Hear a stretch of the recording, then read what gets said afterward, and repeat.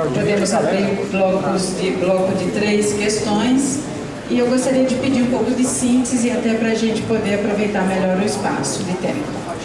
Os meninos estão com microfones, então eu gostaria de pedir...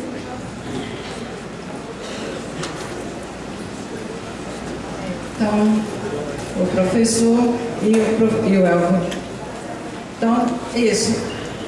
Nós vamos ficar com esses 3 e depois Lana e Mila. Vocês enxergaram?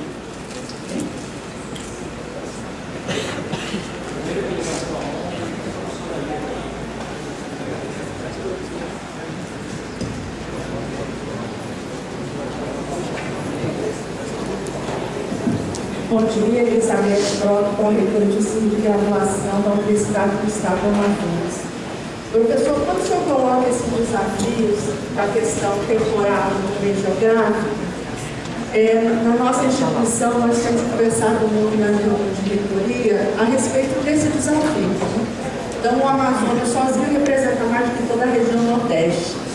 E nós temos a expansão da Universidade Federal, o esforço do Instituto Federal do Amazonas também, né, que tem sido ampliado, mas a gente não vê uma discussão estratégica das instituições federais e estaduais. Então, eu acho que esse caminho seria muito importante no planejamento, olhando o plano como um todo, quando o senhor fez a provocação de disputa, eu acho que esse caminho é importante e ele poderia, inclusive, ser inclusivo nos estados. Obrigada. Professora, acho que é virar né? Veja, eu estive, logo que eu assumi a secretaria, uma das preocupações foi essa. Eu estive com todos os reitores da região norte, fizemos uma reunião, nós vamos ter um plano estratégico para lá. Acho muito interessante a sua ideia de incluir as estaduais. Eles estão agendados comigo na próxima semana.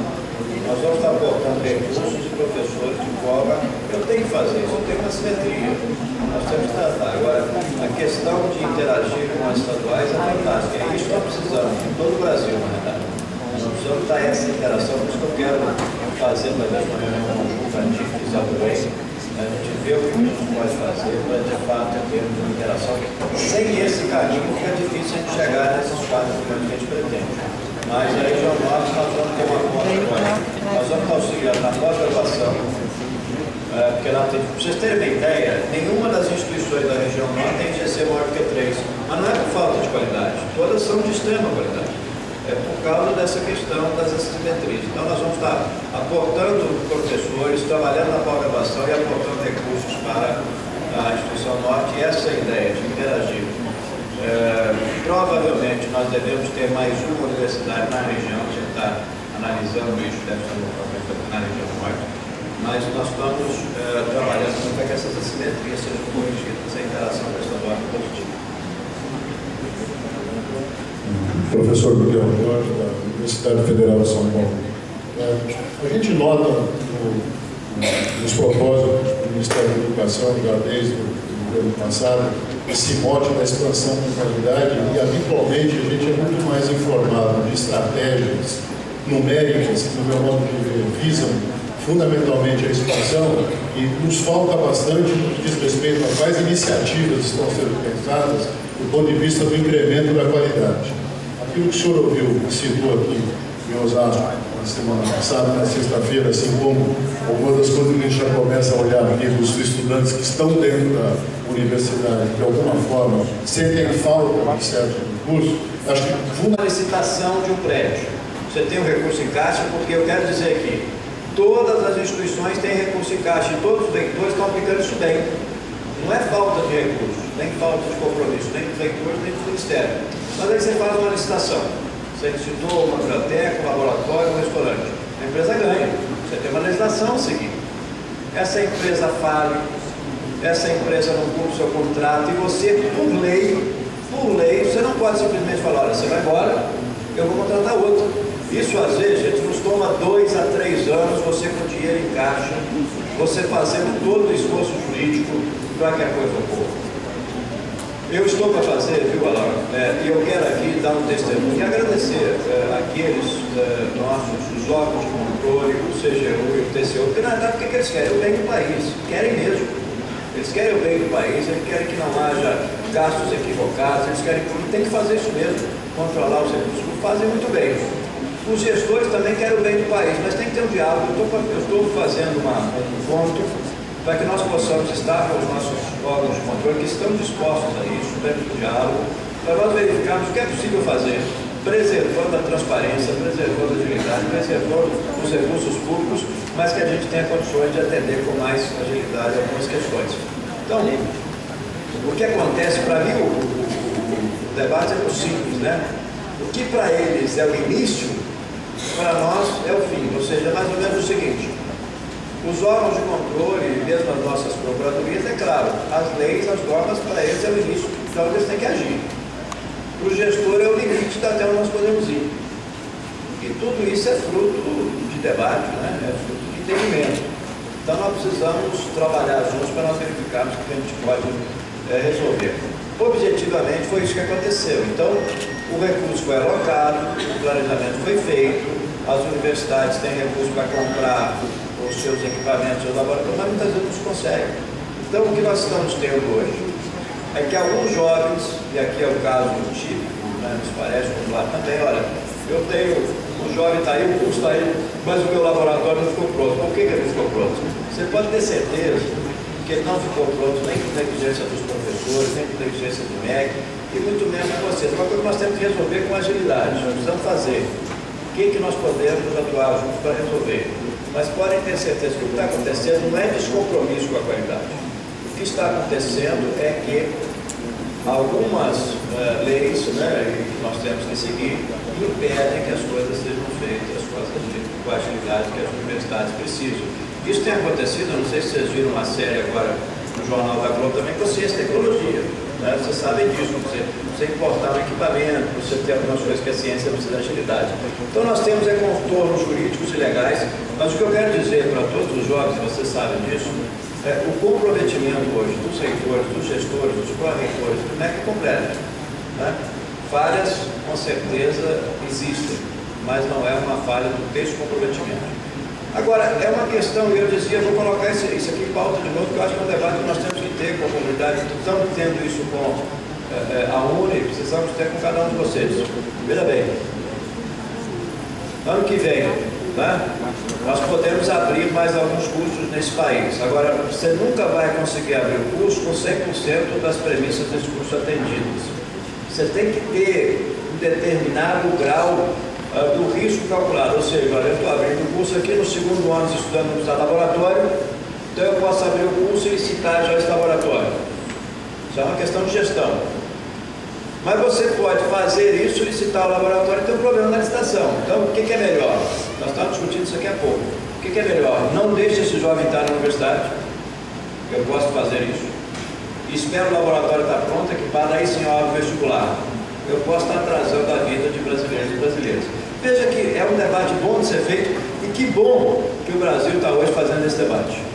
Esse é o debate bom que nós passamos, então é isso. Né? O comprometimento. Agora, eu estou chamando a vocês para que a gente discuta essas questões do avanço estratégico.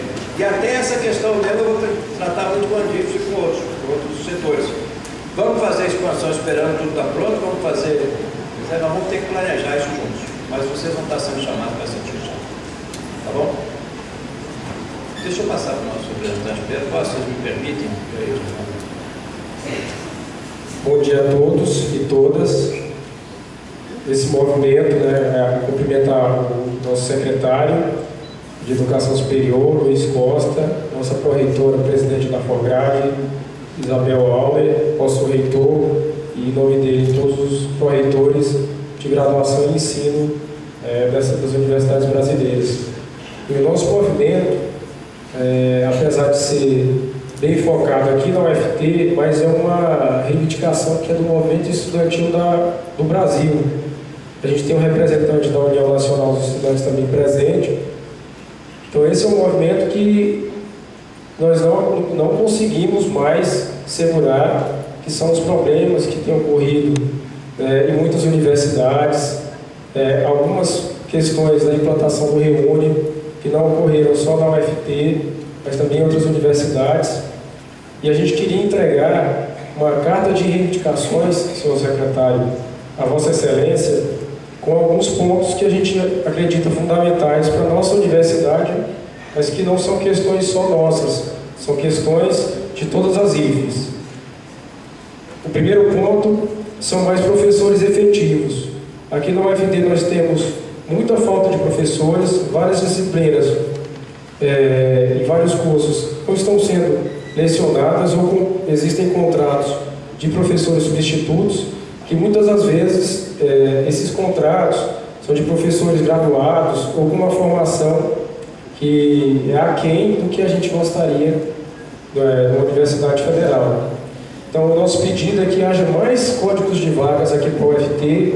Nós sabemos do esforço da presidenta Dilma com a questão dos professores temporários, mas nós gostaríamos que haja um empenho maior do MEC para que a gente possa ter professores efetivos, porque aí a gente vai ter segurança na nossa formação e na questão do ensino, pesquisa e extensão dentro da universidade.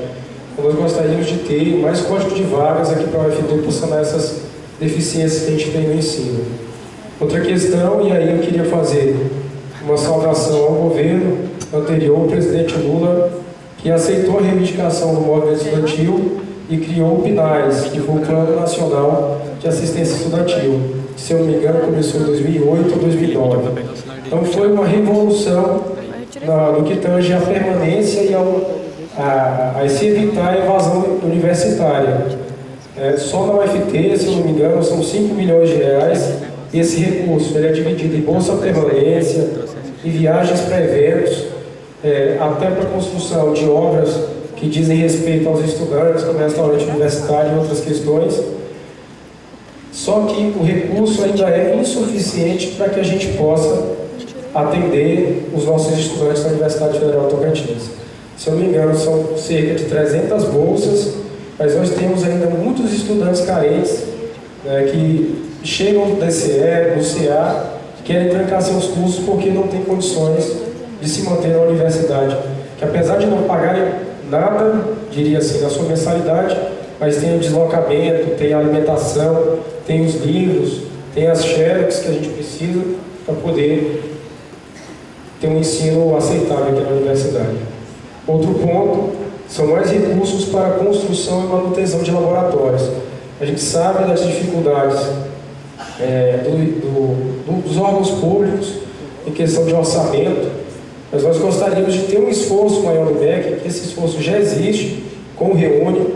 A gente teve aí vários milhões de reais sendo investidos, os laboratórios sendo empenhados, mas a gente gostaria de ter também a questão da manutenção dos laboratórios atuais. E alguns estão com problemas, às vezes o teto caindo, alguma coisa nesse sentido. A gente gostaria de ter um empenho maior do MEC na construção e manutenção desses novos laboratórios. E por final, mais recursos na construção de espaços esportivos. A gente vê o esforço do professor Alain Barbieri em crescer essa universidade, que ela nasceu com muitas dificuldades, era mitins, ela já cresceu grande, por assim dizer, e a universidade não teve ainda, devido às deficiências, às necessidades, dado maior atenção à questão esportiva. Então nós precisamos, que acreditamos que a universidade não é só ensino, pesquisa e extensão, é lazer, é esporte, é cultura. Nós precisamos, evidentemente, de um ginásio poliesportivo. São 7 campos que a universidade possui e ainda não conseguimos um esforço, porque não sobra recurso para investimento em esporte. Então são esses 4 pontos que a gente queria protocolar a Vossa Excelência e a gente se colocar à disposição para debater isso. Se necessário for, a gente pode ir em Brasília para conversar com Vossa Excelência, com o Ministro da Educação, e nós acreditamos no empenho que o Ministro tem dado ao ensino superior das universidades federais e o empenho que vai continuar a contribuir com o crescimento dessas IFES. Então, parabenizar o Ministério da Educação, que é aqui representado pelo nosso secretário Luiz Cláudio, e a gente está à disposição para discutir mais verificações. Por favor, pode fazer isso, DCE, então faz a levantamento. Nós temos demanda, precisamos de mais 50 bolsas, que são esses casos já passaram pelo crivo. daquinócio de vocês, leva lá, que esse recurso foi no outro dia. Agora não podemos permitir que o jovem faça casa para e eu quero que isso valha para todos os pró-reitores. Por favor, levem isso para suas instituições. Se vocês tiverem, hein? Nas estaduais eu tenho que, aquelas que já estão conosco, as outras eu vou trabalhar nisso, tá? Aquelas que já estão, sim.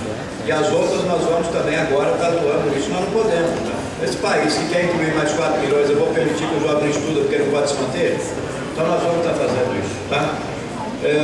Construção e manutenção, não existe nenhum corte de verbas de obras, nós vamos estar aportando mais. Para ano que vem o orçamento já está garantido. Eu não vou dar um número aqui agora, mas o orçamento é significativo para as instituições. Então, pode ficar tranquilo que o recurso para as obras e para novos avanços, como é o caso dos espaços esportivos, eu concordo. A universidade é local de cidadania, nós precisamos valorizar outros espaços que não só a sala de aula. A sala de aula é fundamental, mas nós pegamos o nosso jovem com 17 anos.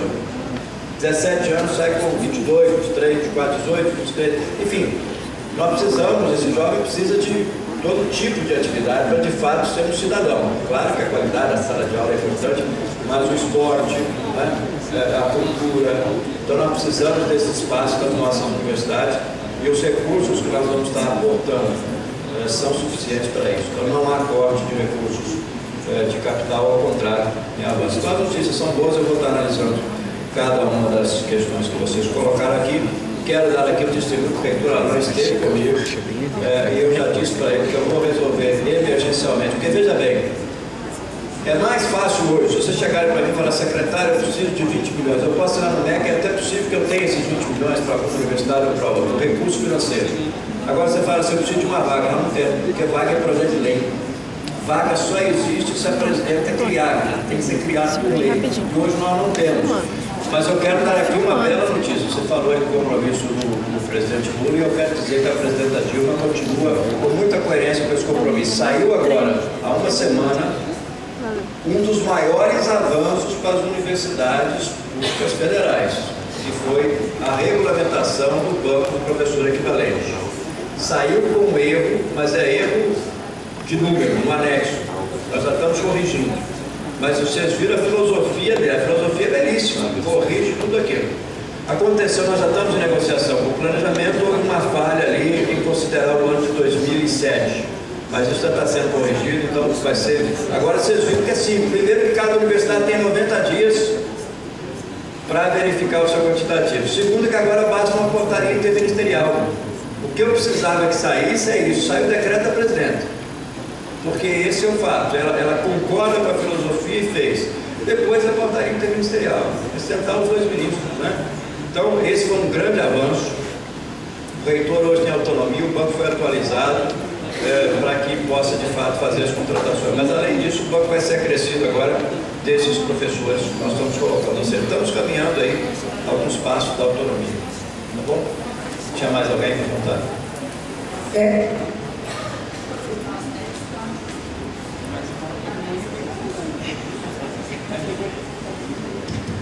Isso, nós temos 4 inscritos.